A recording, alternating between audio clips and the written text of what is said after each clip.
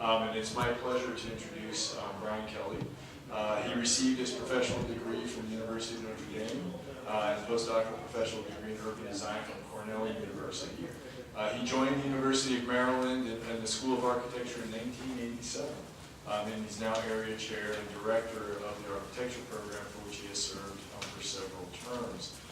In addition to having taught here at the University of Maryland, Professor Kelly has taught at Catholic University of America, Syracuse University, which we were just talking about momentarily, because I did my PhD up at Syracuse.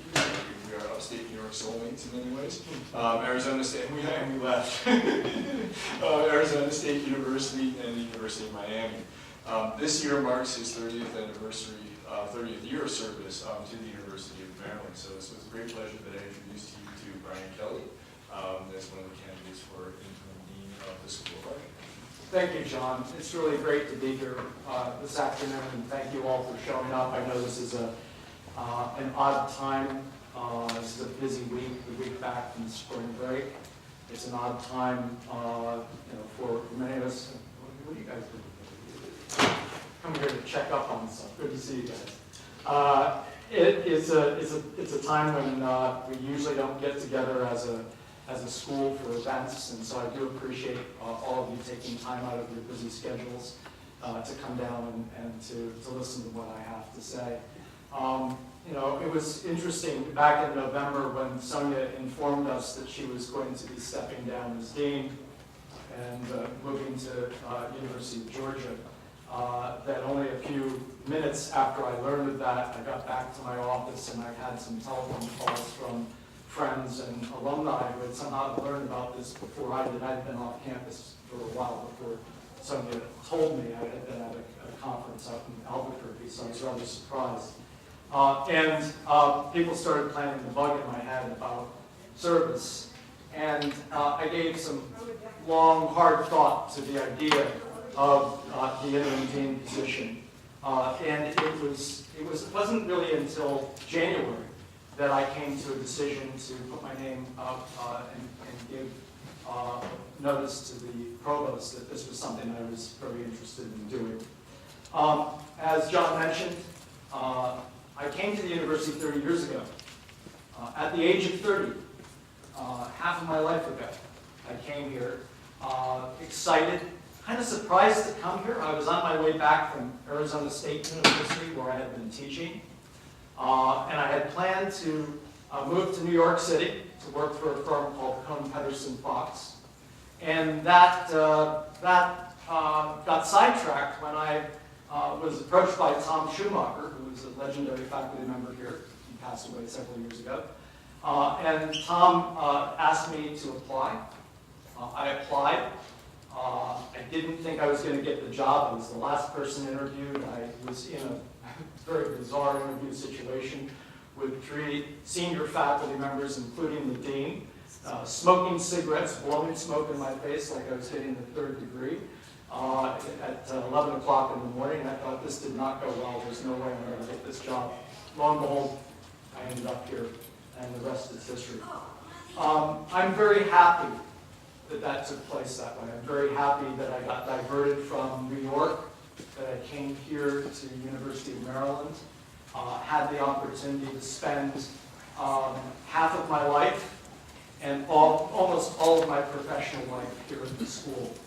I'm very proud of what I have helped others to do.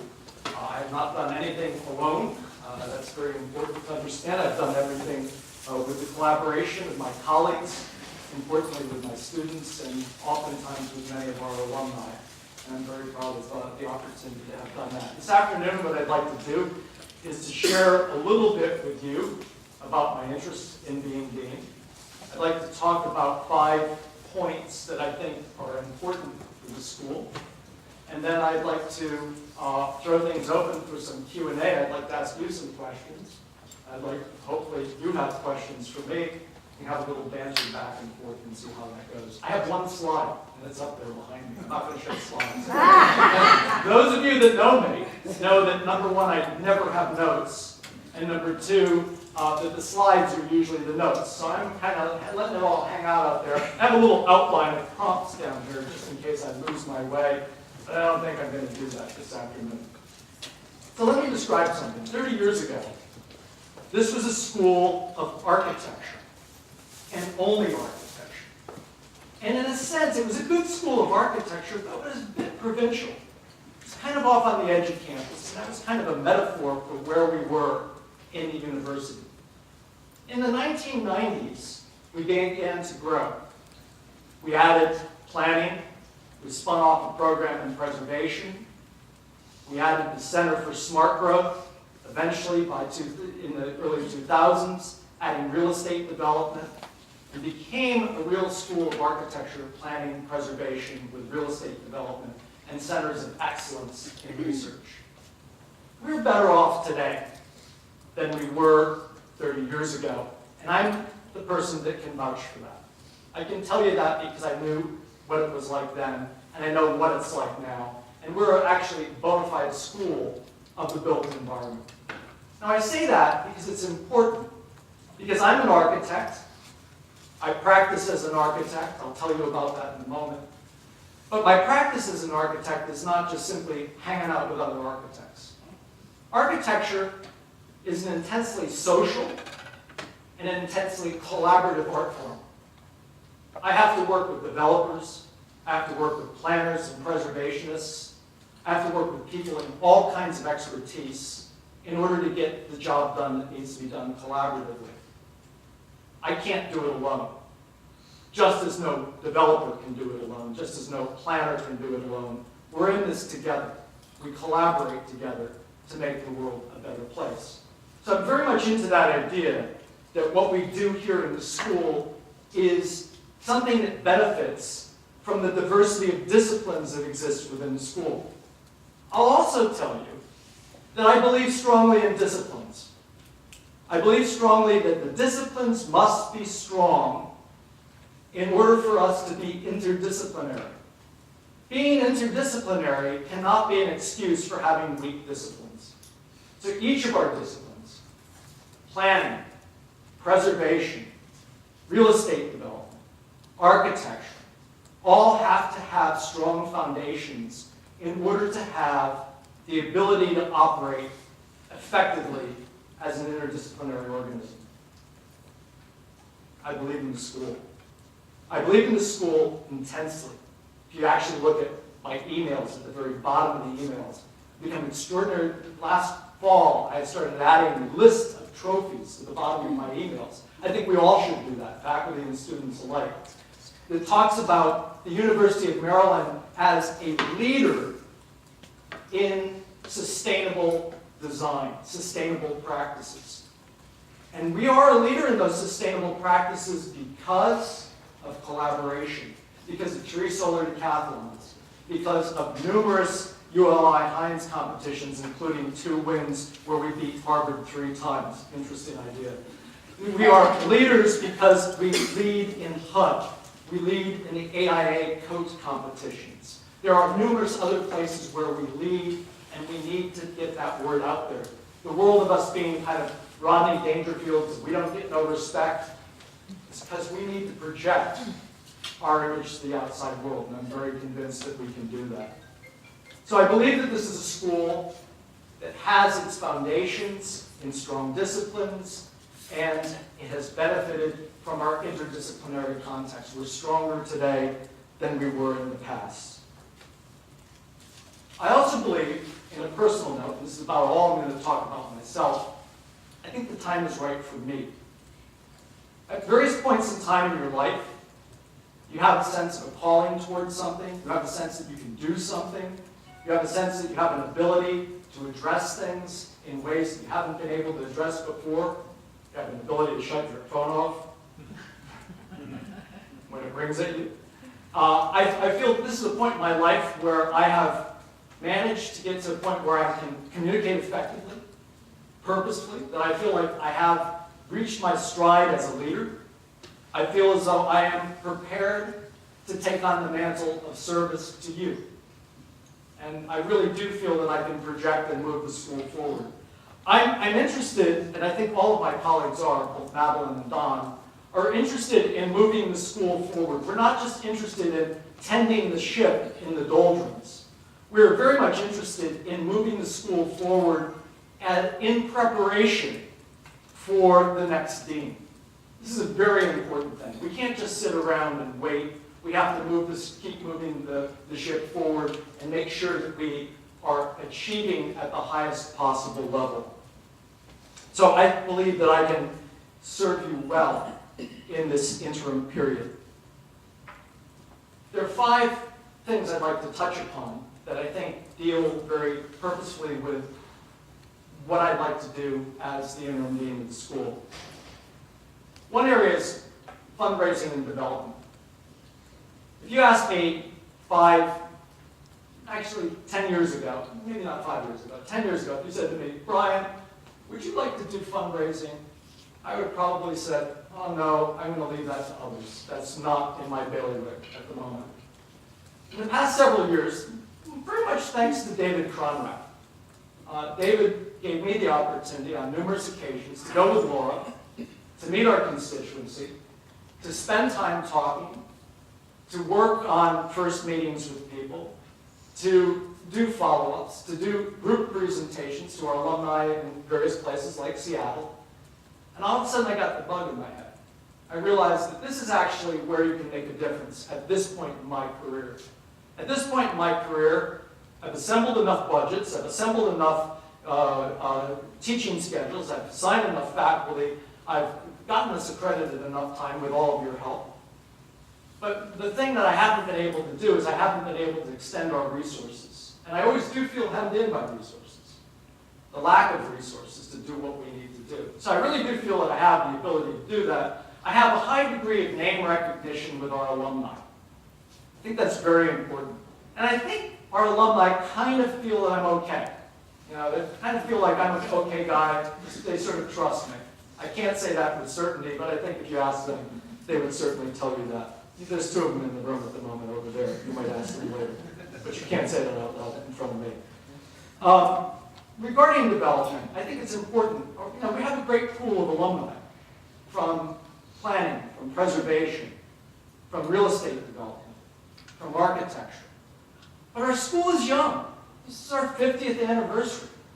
You know, I've been here for 3/5 of that time, but I can tell you that most of the folks that are the older folks in that, the more accomplished folks in that, the numbers of those people are small, and they're unlikely to be able to write those big checks that we really need in great quantities. But we have a force of alumni that are great leaders, and they are intimately connected with other decision makers in the various professions that intersect our school and our professions. And that network is something we need to begin to tap into. We need to network, we need to grow the network, we need to grow the friends of the school, and I'm willing to help to lay the foundation, the groundwork for doing that, for moving forward, for broadening our circle of friends. I'll give you an example. The other night I was at the awards gala that the real estate development program threw. And I was just overwhelmed by, number one, the diversity of the event, but number two, the degree to which people were outgoing and friendly and wanted to talk about how they could help the school. And so part of the deal is in a social event like that, you have people say anything, I want to help you with this, I want to help you with that, I do something else. But the follow-up on that is something I'm very interested in helping us to grow the programs in the school and make the school a stronger place. We need some very important resources. Right now, I'm in the process of trying to close deals on graduate students. We don't have sufficient number of TA, GA positions. We have insufficient scholarship opportunities for graduate students. We're competing against schools that can give a free ride, and yet we in every way have as much to offer here at the school, except for financial resources. And so that needs to be improved. We need to have chaired professorships. It really is something that's very important. That's something where we have to do a lot of work. And I talked to the provost the other day, and I said, well, you know, one of the things that's a problem right now, is, as I see it, is our facility is holding us back. And I'll bet you we're not on the capital improvements list anymore. 10 years ago, we used to be number 10, number 15 on that list. We'd always shift down lower on that list. We've fallen off that list now. We're not even on the list anymore. In order to get on the list, we have to do some real serious fundraising to get us to that point. We need to find people that can write some big checks, that can donate a substantial amount of construction costs for new facilities. And while I don't imagine that the interim dean is going to be able to magically produce that, the foundation for that can be laid in the networking that takes place moving towards that. You know, people don't give money to you just simply because you walk up to them and say, could you help us out? We're struggling. You know, that's the wrong message.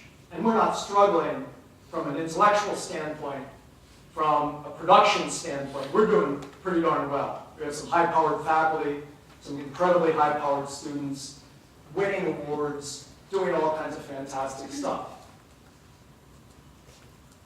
But one of the things that is important is we have to have a strong strategic vision of who we are and of where we're going. And strategic planning is something of particular interest to me. I'm a big fan of Simon Sinek and his article, or his TED Talk that's called How Great Leaders Inspire. Many of the students that have been in thesis or embedded in other studios with me know I roll that out every once in a while. Simon Sinek says that the way that Apple Computers sells its product is not to tell you, we make computers, they're reliable. And they cost a lot, but they're pretty good. They don't tell you that. They tell you the why of why you want the computer up front. They give you a vision. You're buying into a lifestyle when you buy, you know, an iPhone, when you buy an Apple computer. You're buying into bigger visions. Like McDonald's no longer sells hamburgers because if you sell hamburgers, you're killing people. But you sell a vision of a warmer, fuzzier America, and you sell burgers like that. Now, I'll just point this out with an illustration. We've always been pretty good at the what and the how. Historically, this is like over the 30 years I've been here, we've always been able to tell people what we do and how we do it. But we haven't been very good at projecting the vision of why we do something. This has historically been a problem of this institution, of this school. I'll give you an example of the what and the how. The what is, for example, if I were to say to you, Joe, here's the keys to my car. Your mission is to drive my car. And your mission is, and your goal is to hit 150 miles a day. We say goodbye to Joe. The problem is I haven't told Joe where to go. I haven't given him a vision of where to drive that car. That's the problem we have. If you look at our strategic plan, go online, it has a strong mission statement, a strong set of goals, and it has no vision. And that's not an indictment of any one person. It is really, in my mind, part of the zeitgeist that's existed here for quite some time. And we need to overcome that. We need to project that vision in a very positive way. The provost has asked the leadership team of the school, the associate deans and the directors of the school, to work together in the interim to advance the strategic plan of the school so that when it's time to bring on a dean, there is a clear vision of who we are. We're not a tabula rasa. We're there to project a strong vision and to attract the best candidates. Now, I'll give you a reason why I think I'm pretty good at doing this. My professional work is in campus planning. Campus planning is a kind of strategic planning exercise that involves taking aspects of curricular plans, capital plans, strategic plans, and bringing it together to formulate a physical plan for the growth of an institution. I've worked on these things at places like Notre Dame, University of Virginia, Harvard, University of Georgia, ironic, and Emory University for quite some time. At Notre Dame, for example, our master plan for Notre Dame's campus was an interesting proposition. The University of Notre Dame is a top-down institution. As you might imagine, it's patterned itself off of its mother institution, the Roman Catholic Church. It's very hierarchical. And when we came to work with them, we said, we're happy to work with you guys, but whatever we do has to be both top-down and bottom-up. We have to be able to talk to the stakeholders at the ground level and the folks at the very top, and to weave this together to create a plan that is a sustainable plan that will work for multiple years and guide the campus. We started that work in 2000.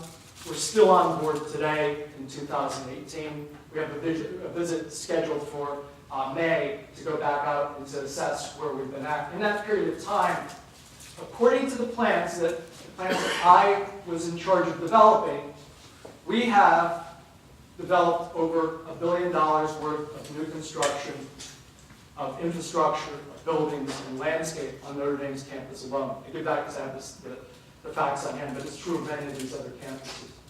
Why do I mention this?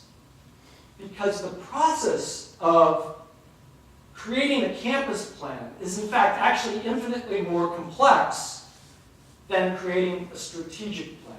But it is very much the same kind of deal. There are stakeholders, there are issues where you have to broker consensus, you have to mitigate discrepancies and disagreements, and you have to bring it together into a vision, into a series of mission statement, and a series of goals that operate over time. Very much the same thing. I've done that enough times. I've been able to apply that twice here at Maryland.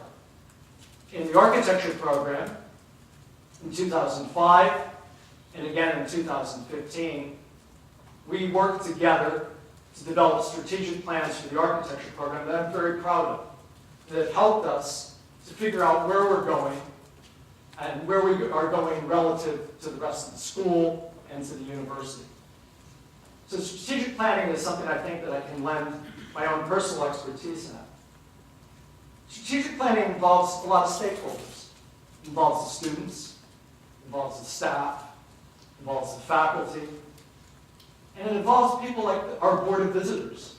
The Board of Visitors is the next thing I'd like to talk about. Board of Visitors, students may not know exactly what the Board of Visitors are. They're a group of advisors, typically, that come in and work with the dean and the leadership of the school to help the direction of the school move forward. And right now, our Board of Visitors, great group of people, is heavily dominated by male, white architects. And Sonia and David have been in the process of trying to change that.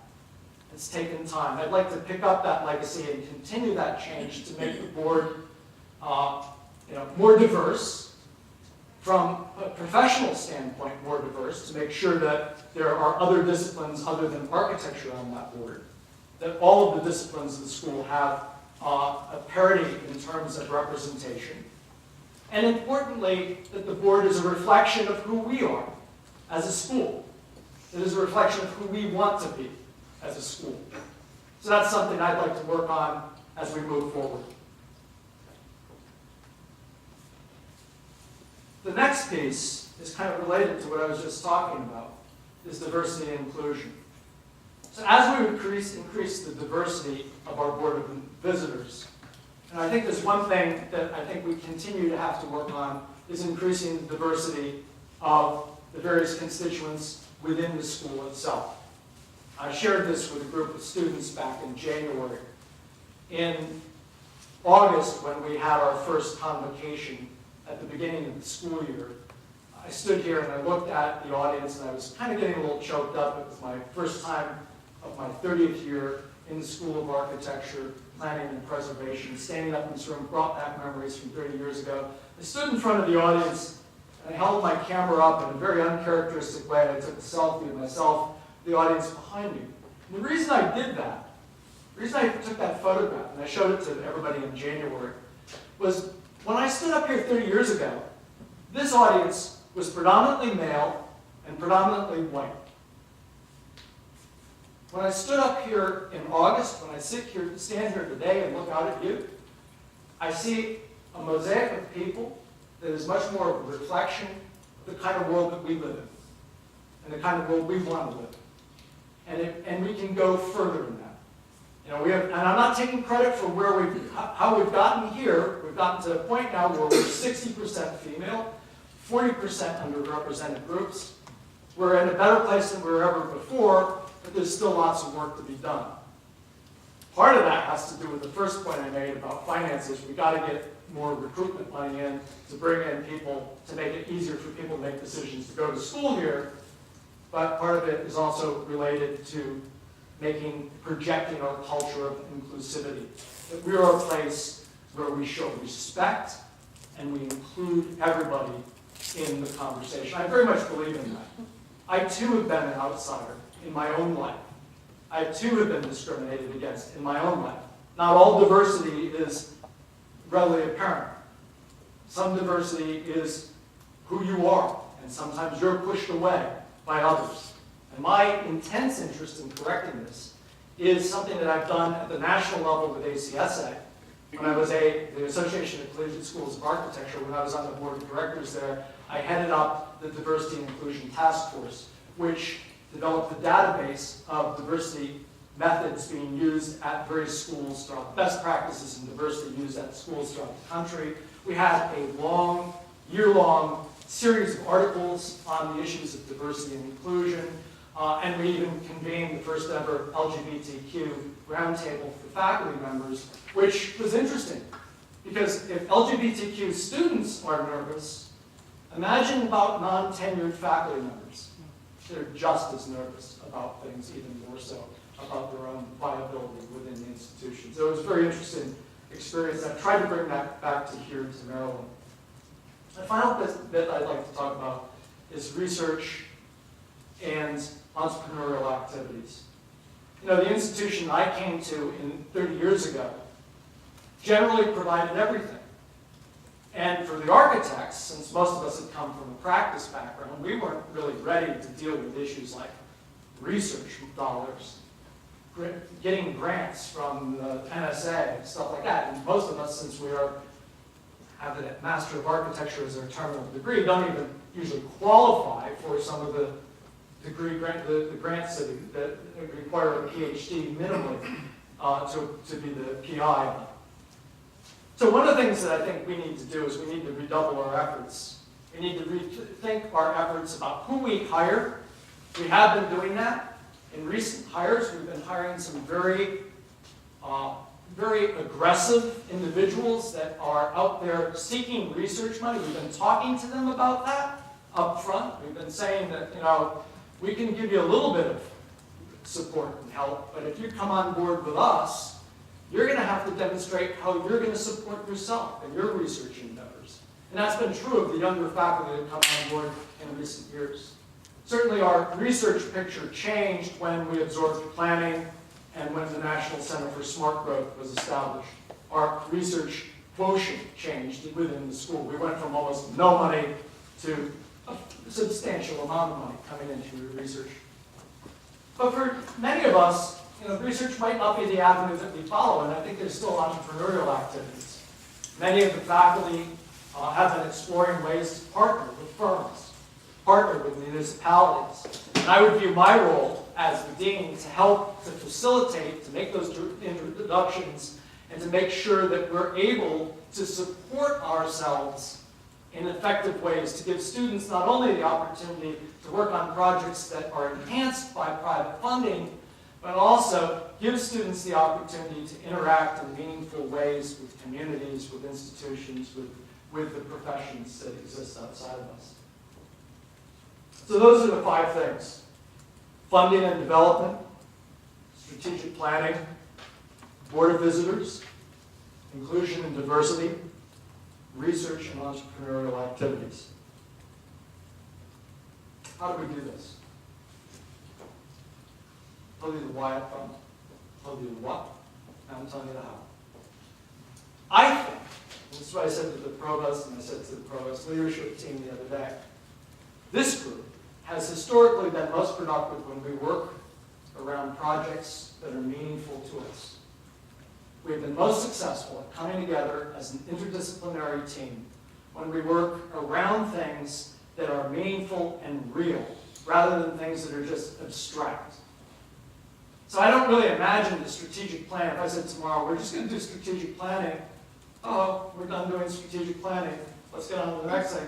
I don't know if that's going to really get us to where we need to be. If I think back to working with planning and preservation and real estate development on the Greener Greenbelt initiative several years ago, where we teamed up with the AIA Potomac Valley and we worked on a project for the next generation of Greenbelt, the ideal community, Depression-era community just outside of College Park. And I think about that project and how it brought people together and how it was productive and meaningful to the community. That kind of thing gets me excited. When I think about 3 solar decathlons that were projects that were collaborative projects, not just within the school, but all across the campus, that's what brings us together and moves us forward. When I think about things like the HUD and the ULI competitions, which are small little experiments that bring people together from the various disciplines in the school and they produce enormous results, that's what propels us forward. Over the course of this year, the architecture program has been taking the lead to work on rethinking its existing Master of Architecture in Urban Design degree. It's on the books. It exists. One of the things that we can do, and we talked about this in January, the faculty got together for a retreat. We talked about the ability to work together to create a post-professional degree that is entirely interdisciplinary within the school, where planners and architects and developers and preservationists can sit down together to discuss the big ideas ahead of us. That, as the core, can spin off the things like a strategic plan, can be the meaningful activity that gets us to where we need to be with a strategic plan. That would be one of the things that I would seek to advance in the short period of time that an interim dean might serve. I am extremely confident about the future of this school. I have spent my entire professional life here. I would really appreciate the opportunity to be your servant as the interim dean. And I open it up to questions. I guess I'll ask a question to you guys first, because I know you guys oftentimes are a hard audience to get talking. What are you looking for in an interim dean? You can ignore that too and just ask a question.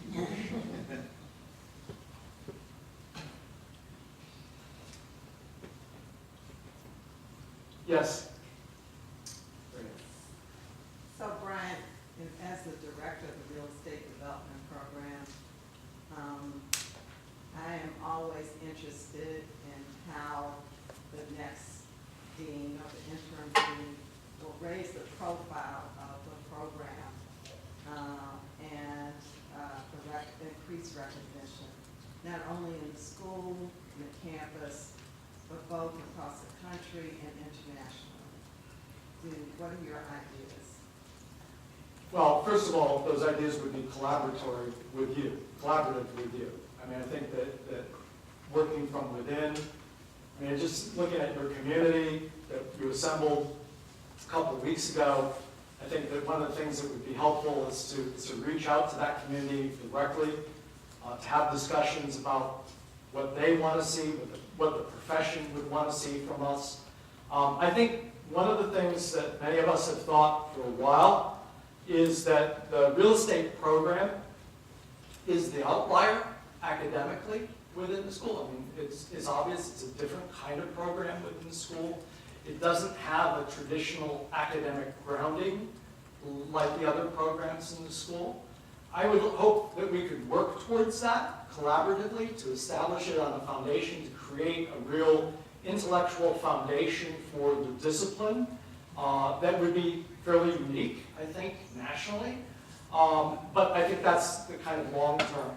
I think the short term, and one of the things we probably do need to wrestle with in this time frame, in conjunction with the strategic plan, is what is our name as a school? Right now, it's, we have the moniker MAP plus D. That doesn't really quite seem like the right name. should we be the School of Architecture, Planning, Preservation, Real Estate Development, and Real Estate Development? Maybe. Maybe we should be the School of the Built Environment. Maybe there are other names that we could use for the school. But I think a name that's inclusive is part of where we would want to go to get us to there. So those are sort of two quick things that come to the top of my mind. Importantly, I wouldn't want to, in the case of any program, work on imposing a kind of prejudicial vision of an outsider. I'm not from your discipline. So I would need to work with you to understand what the ways in which we could collaborate to form the programs that would best support your program.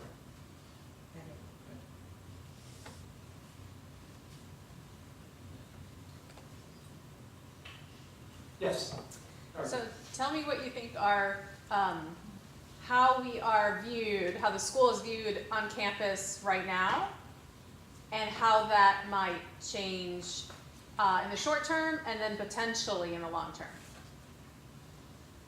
I think there's a pretty positive view of the school.